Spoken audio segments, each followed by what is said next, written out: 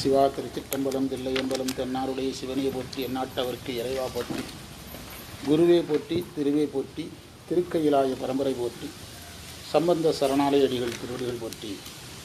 அருள் திரு அம்பலவான தேசிகர் அருளிய பண்டார சாஸ்திரத்தில் நமச்சிவாய மாலை எத்தனாவது மந்திரம்? எத்தனை? 30வது மந்திரம் பார்க்கணுமா? நமச்சிவாய மாலை தானே? 30வது மந்திரம் பார்க்கணும். அதாவது பொருள் எழுதுங்க. அருளை நினைப்போர் உள்ளத்தில் இருக்கின்றவனே,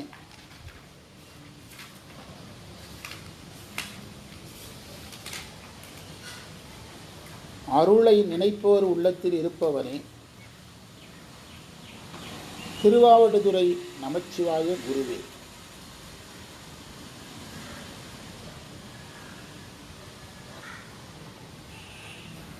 அடுத்த பத்தியா எழுதுங்க. மான் முதலிய விலங்குகள்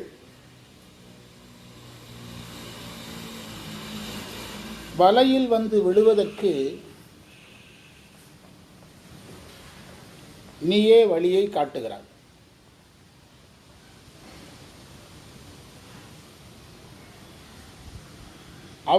அவைகளை கொல்லும்போது நீ உடனாயிருக்கிறாய்.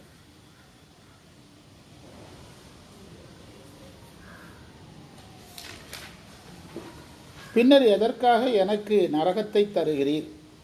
தனக்குன்னே சொல்றார், நரகத்தை தருகின்றாய். மந்திரத்தை படிங்க. வலையை படவகையும் காட்டி, வலையில் மீனை எப்படி வலைவாய் படவகையும் காட்டி, வலையில் எப்படி மானை பிடிக்கிறதுங்கிறதையும் காட்டி. ஒவ்வொரு விலங்கையும் பிடிக்கிறதுக்கு சில முறைகள் இருக்குது.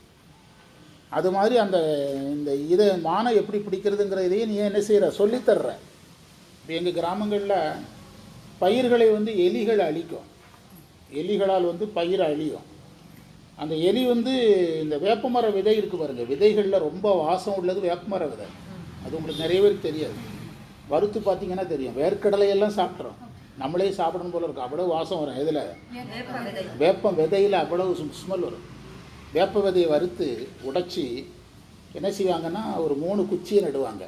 அது மேலே சின்ன கலசத்தை வைப்பாங்க. அந்த கலசம்லாம் இங்கே கிடையாது, திருநெல்வேலியில் மட்டும்தான் கிடையாது. பனை மரத்தில் கட்டுறாங்கல்ல, திருநெல்வேலியில் கட்டுற கலசம் சொல்கிறேன். குடுவை மாதிரி இருக்கும். அந்த கலசம்லாம் கிடையாது, அது ஒரு கூண்டு மாதிரி இருக்கும். அந்த கலசத்தை சொம்பு இருக்குல்ல, இந்த சொம்பில் பெரிய சொம்பு மாதிரி இருக்கும். அதை என்ன செய்வாங்கன்னா, அந்த 3 குச்சியை நட்டு அது மேலே சரித்து வச்சுருவாங்க. அதை சரித்து வச்சுருவாங்க. வெளியே அந்த கலசம் விழுந்துச்சுன்னா அதை விட்டு வெளியே போகாத அளவுக்கு ஆப்பு அடிச்சிருப்பாங்க. இந்த விதையை எதுக்குள்ளே போட்டு வைப்பாங்க? ஆமாம், அந்த எலி என்ன செய்யும்னா, இப்படி தொங்கி தொங்கி எதை போய் அசைக்கும். அந்த விதையை எடுக்கிறதுக்கு அசைக்கும் போது குமுக்குன்னு மேலே விழுந்து கவத்திடும். எது? கலசம். எலி ட்ரை பண்ணி கலசத்தை நகர்த்திடலாம்னா என்ன அடிச்சிருப்பாங்க? சுற்றி ஆப்பு அடிச்சிருப்பாங்க. தோண்டிடலாம்னா தகரம் பதிச்சிருப்பாங்க. தோண்டிடலாம்னா எதை பதிச்சிருப்பாங்க? காலையில் பிடிச்சி கொண்டுருவாங்க, எலியை பிடிச்சி கொண்டுருவாங்க. இப்போ நான் ஒரு விலங்கை வேட்டையாடுற முறையே சொல்லியிருக்கிறேன். இப்படி பறவை வேட்டையாடுற முறை, மானை வேட்டையாடுற முறை, இதுக்கெல்லாம் அந்த உபாயங்களை எல்லாம் யாரே காட்டுறார்? நீங்களே காட்டுறீங்க. அவர் கேட்குறார், நீங்களே காட்டுறீங்க. அதிசயம். அதுக்குள்ள இதை பேசுறதுக்குள்ளேயே மந்திரம் எங்கேயே போயிட்டு. 30வது மந்திரம். அந்த நீங்களே அதுக்கான வழிமுறைகளை காட்டுறீங்க. வலைவாய் படவகையும் காட்டி உயிர் மாய்க்கும் தலைவாய் நரகமேற்கு உயிரை கொல்ற முறையும் காட்டுறீங்க. நீங்கள் இப்போ கறிக்கடையில் கோழியை கொல்றதுக்குன்னு ஒரு முறை வச்சுருக்கிறேன். இன்னும் சொன்னால் மிஷினில் தூக்கி போட்டு அது என்ன செஞ்சிருது? அதுவே கொன்றுதா? அதுவே கொன்றுது. கிராமங்களில் தலையை திருக்கி கொல்லுவாங்க இதை கோழியை. ஒவ்வொரு உயிரையும் கொல்ற முறைன்னு ஒன்று இருக்குது. ஆமாம், அப்படி கொல்லுவாங்க. எலியை கொல்றதுக்கு என்ன செய்வாங்கன்னா, வாழையும் தலையும் பிடிச்சி இழுப்பாங்க. நறுன்னு ஒரு சத்தம் கேட்க செத்துறோம். இப்படி மாட்டை தலையில் அடித்து கொல்லுவாங்க. அப்படி தானே? ஆமாம், மண்டையில் அடித்து கொல்லுவாங்க. இப்படி ஒவ்வொரு உயிரை கொல்ற முறையே யாரே சொல்லித்தர்றீங்க? நீங்களே சொல்லித்தர்றீங்க. குறிப்பாக மான் அதையெல்லாம் காட்டி கொல்லும்போது யாரே கூட இருக்கிறார்? நீங்களே கூட இருக்கிறீங்க. பிறகு எதுக்கு எனக்கு நரகத்தை தந்தீங்க? நரகம் எற்கு தந்திடு இது எவ்வாறோ, எற்குனா எனக்குன்னு அர்த்தம். அவர் ஜீவன் முக்தர், எந்த தீவினையும் தெரியாத ஒரு ஞானி, ஒரு சன்னிதானம், 3வது குருமகா சன்னிதானம். இதை பாடுறவர். இப்போ இருக்கிறது 24வது சன்னிதானம், இவர் எத்தனாவது சன்னிதானம்? 3வது குருமகா சன்னிதானம். நம்ம செய்கிறதெல்லாம் யார் மேலே வச்சு பாடுறாரு? அவர் மேலே வச்சு பாடிட்டு இருக்கிறார். மற்ற உயிர்கள் செய்யக்கூடியதெல்லாம் வச்சு பாடுறார். இந்த மந்திரத்தில் பார்த்தீங்கன்னா ஒரு செய்தியை நேற்று கூட சொன்னேன். அதாவது கொலை செய்கிறத பேசுகிறாரு, திருடுறத பேசுகிறாரு, இல்லற விதிகளை மீறுறத பேசுகிறார். இது வரைக்கும் 3 விஷயம் தான் முக்கியமாக பேசிக்கிறாரு. கொலை செய்கிறத பேசுகிறாரு, திருடுறத பேசுகிறாரு, இல்லற விதிகளை மீறுவதை பேசுகிறாரு. இதில் 2 செய்தி. ஒன்று, இந்த தீவினை இருக்கிறவன் இதை செய்கிறான், அப்போ இறைவன் அவன் கூட இருந்து இதை செய்ய வச்சு எந்த மலத்தை தேய்க்கிறாரு? தேய்க்கிறார். ஒரு செய்தி. இன்னொரு செய்தி, இந்த குற்றங்களை எல்லாம் நம்ம என்ன செய்யக்கூடாது? செய்யக்கூடாதுன்னு அர்த்தம். திருடுக்கு போகக்கூடாது, இல்லற விதிகளை மீறக்கூடாது, உயிர்களை கொல்ல போகக்கூடாது, கொன்று சாப்பிடக்கூடாது. இதெல்லாம் அதில் நமக்கு கொடுக்கப்பட்ட செய்தி. இதெல்லாம் தவிர்க்கணும்னு அர்த்தம். அதை அவர் யார் மேலே ஏற்றி சொல்லிட்டு இருக்கிறாரு? தன் மேலே ஏற்றி சொல்கிறார். அடுத்த மந்திரம், ஆனந்த கண்ணீர் வடிப்பவர்களையும், இப்போ தான் திருநாவுக்கரசர் படித்தோம். சிந்தை இடையறாத அன்புங்கிற மந்திரத்தில் கண்ணீர் விடுவார்னு சொல்வது. ஆனந்த கண்ணீர் வடிப்பவர்களையும் புகழ்பவர்களையும் உன் திருவடிக்குள் நீ சேர்த்து கொள்ளுகிறாய்.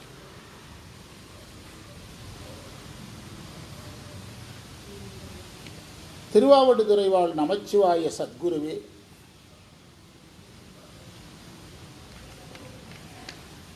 சத்குருவே.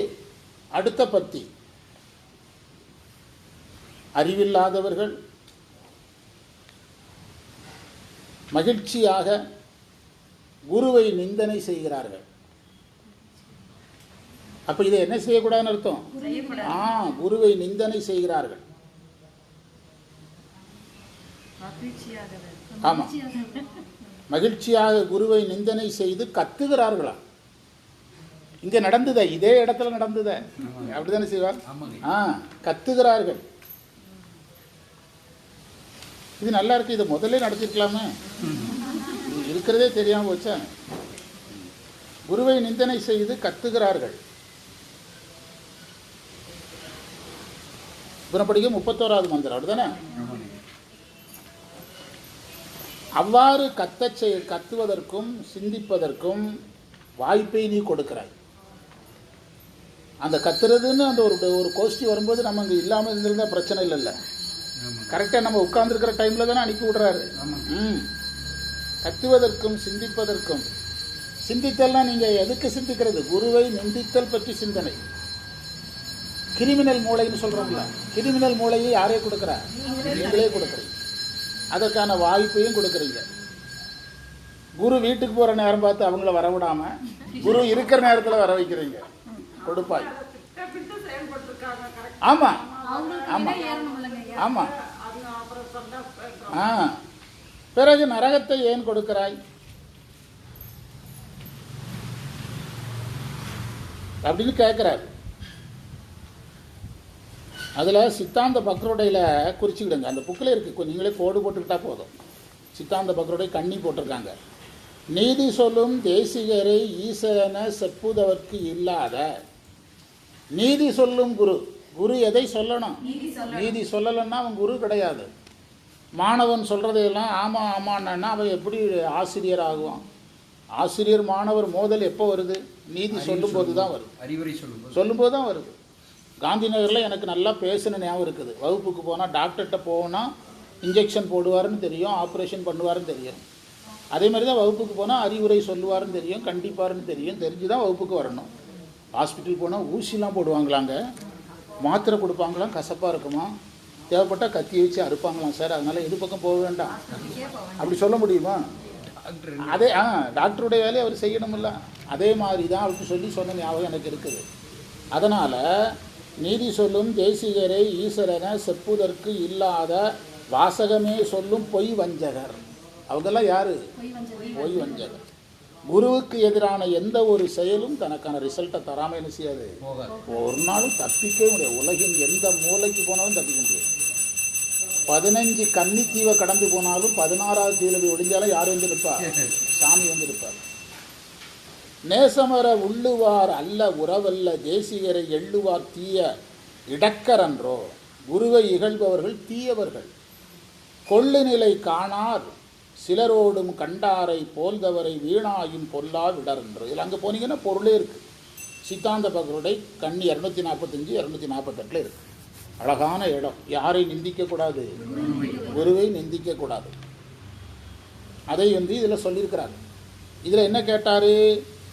அதாவது ஆனந்த கண்ணீர் வடிப்பவர்களாய் வாயார துதிப்பவர்களாய் இருக்கிறவங்கள உன்னுடைய திருவடியில் ஒளியச் செய்கிறாய். அந்த புத்தகத்தில் பார்த்தீங்கன்னா தெரியுது. ஒளியச் செய்தல்னா ஒளியே ஒளியா ஒளி. திருவருட்பயனில் இருக்குது ஒரு தொடர். ஒளியே ஒளியா ஒளி அப்படின்னா என்ன அர்த்தம்னா, இறைவன் ஒரு ஒளி, அது கூட நீ அடங்கிக்கன்னு அர்த்தம். ஒளியே ஒளியா ஒளி. களியே மிகு புலனுமா கருதி ஞான ஒளியே ஒளியா ஒளி. மந்திரம் எப்படி தொடங்குதுன்னா களின்னு தொடங்குது. களியே மிகு புலனுமா கருதி ஞான ஒளியே ஒளியா ஒளி. அப்பர் சுவாமிகள் ஒரு இடத்துல பாடுறாரு, திருவடி கீழ் தலைமறைவு. நான் தலைமறைவாயிடலான்னு பார்க்குறேங்கிறார். திருடன் தலைமறைவாயிட்டான்னு சொல்கிறோம்ல, அது மாதிரி எங்கே தலைமறைவாக? இறைவன் திருவடியில் தலைமறைவாயிடலான். திருவடி கீழ் ஒரு தலைமறைவுன்னு அப்பர் பாடுறார். திருவடி கீழ்னு ஒரு 10 பாட்டு பாடுறார். இன்றைக்கி படிச்சுக்கிட்டு இருந்தேன். எல்லா நான் ஆச்சாரியனுடைய நூல் கொஞ்சம் கொஞ்சம் படிப்பேன். அதில் ஒரு தேவாரத்தில் திருவடி கீழ்ங்கிற வார்த்தை 10 மந்திரத்துலையும் வருது. அப்பர் தேவாரத்தில் திருவலி வளம்ங்கிற ஊரில் வருது. திருவலி வளம்ங்கிற தலத்தில் வருது. 10 இடத்துல வருது. அதை திருவடி கீழ் ஒரு தலைமறைவு. இந்த இடம் வரும்போது நான் ஒரு செய்தி அடிக்கடி சொல்லுவேன். அதாவது பண்டிதமணி கதிரேசன் செட்டியார் இறந்துடுறார், திருவாசக உரை ஆசிரியர். அவர் இறந்ததுக்கு கவிமணி தேசிய விநாயகம் பிள்ளை அப்போ உயிரோடு இருக்கிறார். பண்டிதமணியுடைய நண்பர், 2 பேரும் நண்பர்கள். அவருக்கு கவிதை எழுத தெரியும், இவர் கவிதை எழுத தெரியாது. பண்டிதமணி இறந்ததுக்கு இரங்கல்பா பாடுவாங்கல்ல, அப்போ கவிமணி பாடுறார். என்ன சொல்கிறாருன்னா, நடராஜர் திருவடிக்கு நீ போயிட்ட, பண்டிதமணி நடராஜர் திருவடிக்கு போயிட்டீங்க, உங்களுக்கு இடம் பிடிச்சிட்டிங்க, நான் சீக்கிரம் வர்றேன், எனக்கும் ஒரு இடம் போட்டு வைங்க. அது எதில் மறைகிறதுக்காக? அந்த செய்தியை நான் அடிக்கடி சொல்கிறது உண்டு. அது மாதிரி அந்த நல்ல செய்தியெல்லாம் சொல்லிவிட்டு அடுத்து ஒரு சொல்கிறார், மூடர்கள் குருவை திட்டும்போது சந்தோஷமாக இருக்கும் சொல்கிறார்.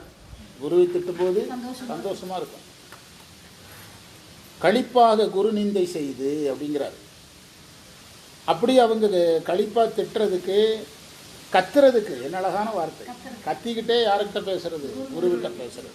கத்துதற்கு அவங்க மனசில் நீ இருந்து வேலையை செய்கிற, அதற்கான சூழலையும் அமைச்சு வாத்தியாரையும் என்ன செய்கிற? சிக்க வைக்கிற. வாத்தியாரையும் சிக்க வைக்கிற. பிறகு நரகத்துக்கு அவங்க இதில் ஒரு செய்தி இருக்குது. இது செய்கிறவங்க எங்கே போகணும்? அதில் இன்னொரு செய்தி இருக்குது. நமக்கு என்ன பாடம்னா, யாரையும் நிந்திக்கக்கூடாது, நிந்திக்கக்கூடாது. அதுதான் பாடம், நேரடியான பாடம் அதுதான் நமக்கு. அதை இதில் பதிவு செஞ்சார். மந்திரத்தை படிங்க. களிப்பாய் குருநிந்தை கத்துதற்கு. குருவின் முன்னால் நம்ம பேசுகிறதே தப்பு. குருவுக்கு முன்னால் கத்துறது எவ்வளோ பெரிய தப்பு. அதெல்லாம் அவங்களுக்கு என்ன தெரியலைன்னு அர்த்தம்.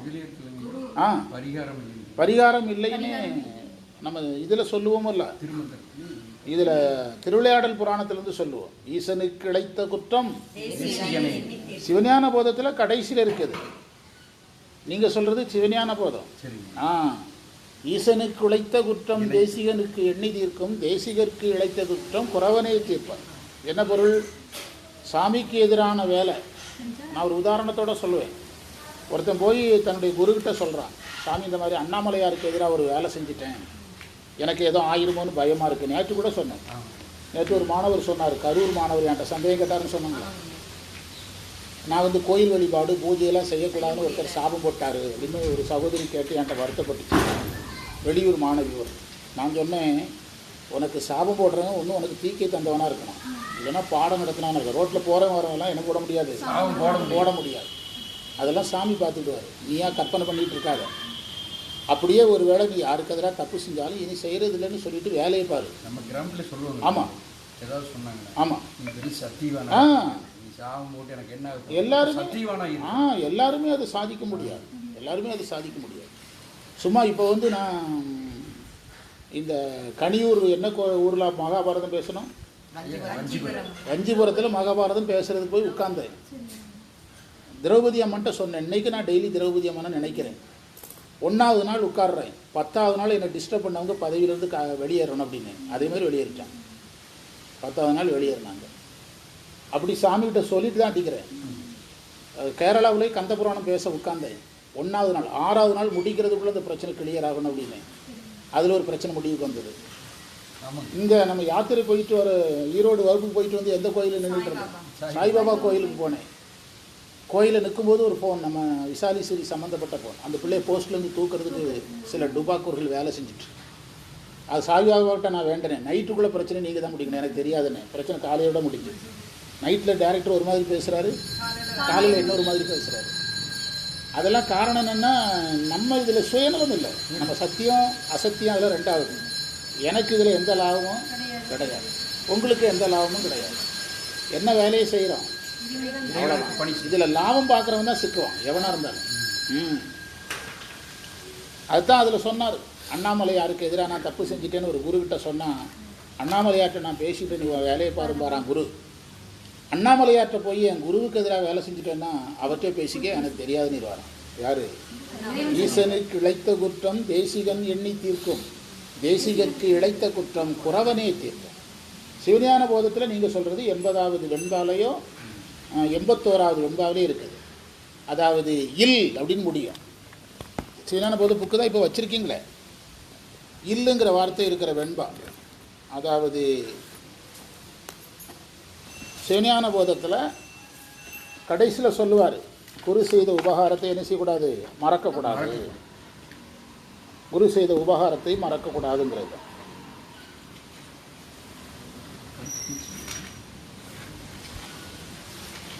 அதாவது தன்னை அறிவித்து தான் தானா செய்தானை பின்னை மறத்தல் பிழை அல்லது. பிழை அல்லது.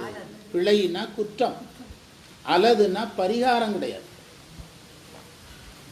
80வது வெண்பா சிவஞான போதத்தில் மொத்தம் 81 வெண்பா தான். 12ஆம் நூற்பா 4ஆம் அதிகரணத்தில் இருக்குது. 80வது வெண்பா தன்னைன்னு தொடங்குகிற வெண்பா. பிழை அல்லதுன்னா என்ன அர்த்தம்?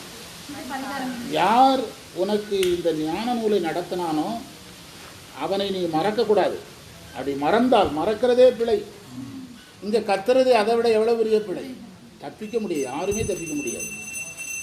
அதாவது நீ அவனை மறக்கிறதே பிழை. அதற்கு என்ன கிடையாது? நீ எல்லாவற்றிற்கும் பரிகாரம் பண்ணலாம், இதற்கு என்ன கிடையாது? அதற்கான தண்டனை என்ன செய்தாகணும்? அனுபவிச்சு தான் ஆகணும். ஆமாம், நீ தண்டனையை அனுபவிக்கணும். பின்னை மறத்தல், அதனை பெற்ற பின்னர், அவர் மூலமாக கிடைக்கிறதெல்லாம் வாங்கின பின்னர். இப்போ நான் இருக்கிறேன், இப்போ உங்களுக்கு நீங்கள் 10 வருஷமாக படிக்கிறீங்க, உங்களுக்கு தேவையான பாடம் உங்களுக்கு கிடைச்சிடும். அதுக்காக உங்களுக்கு 11வது வருஷ பாடத்தை நான் நடத்த முடியாதுல்ல. யார் இருக்கிறாங்க? அதுதான் பிரச்சனை. இப்போ நம்ம மாணவர்களே வகுப்பு விட்டு ஏன் ஓடுறாங்கன்னா உங்களுக்கு தேவையானது கிடைச்சிட்டு நீங்கள் எனக்கு தேவையில்லாத நடத்துறீங்க அப்படின்னா, என்னுடைய நிலையில் பாருங்கள். நான் உங்களுக்கு இந்த முதல் வருஷத்துக்காரங்களுக்காக நடத்தும் போது என்னுடைய ஆன்மா எந்த இடத்துல உட்கார்ந்துருக்கோம்? அதுக்கு நான் தயாராக இருக்கிறேனல்ல. அதே மாதிரி ஒவ்வொருத்தரும் என்ன செய்யணும்? தயாராக இருக்கணும்.